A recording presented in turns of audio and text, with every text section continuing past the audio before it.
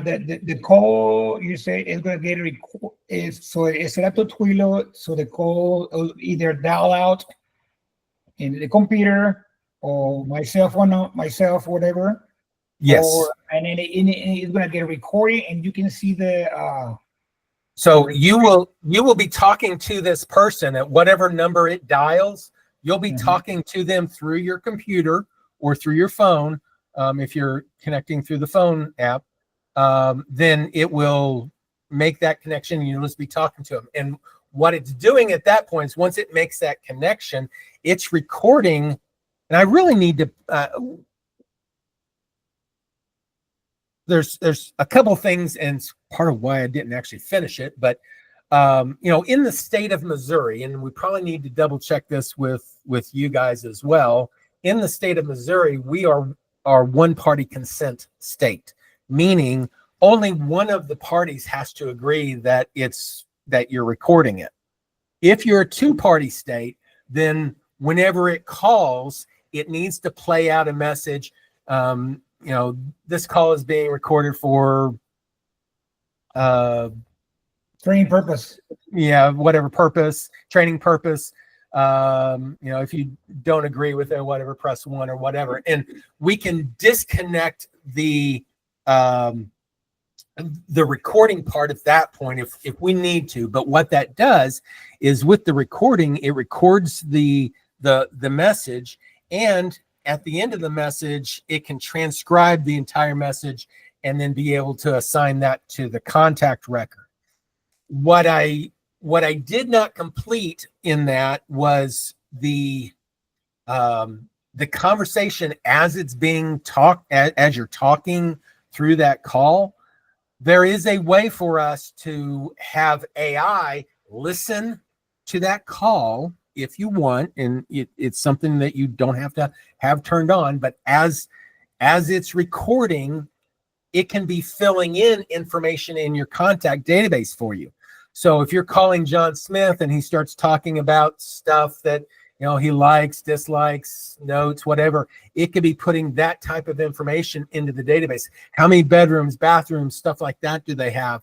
And it could fill out, it's looking for keywords to be able to fill out the database. And that part I don't have done yet, but that is very doable. It's just a matter of have to finish that up. And then at the same time that it's doing that, it could be on the right-hand side over here, which is why it's kind of opened up, and I've got it kind of hidden right now, but there's an AI, there's a box right here that will give you leading questions that you might ask this person about the conversation, and kind of coach you on the call about what you need to talk about. And if the plan is basically, if this is like this one here is a birthday call, the call list is for the birthday.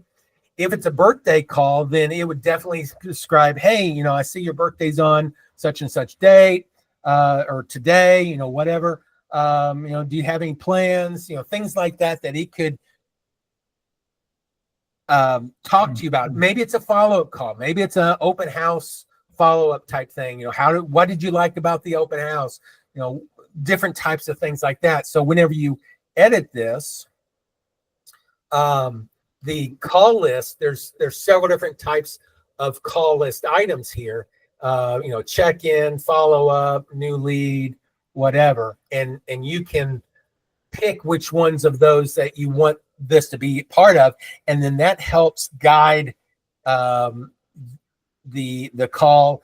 If it has a specific objective in here, and this is where the AI will kick in, that it will not only use the call list, but maybe you've got specific objectives that you want to do as part of this, and that's where that gets filled in from the routines.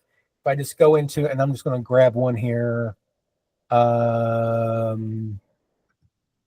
You go into this one here. So let me add an action, and I'm going to add a add to call list.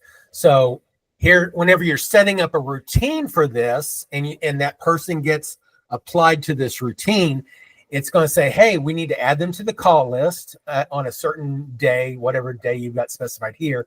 Which call list do you want to, put them on? And maybe it's a market update or whatever. And then in here, you can put in what's the objective of the call.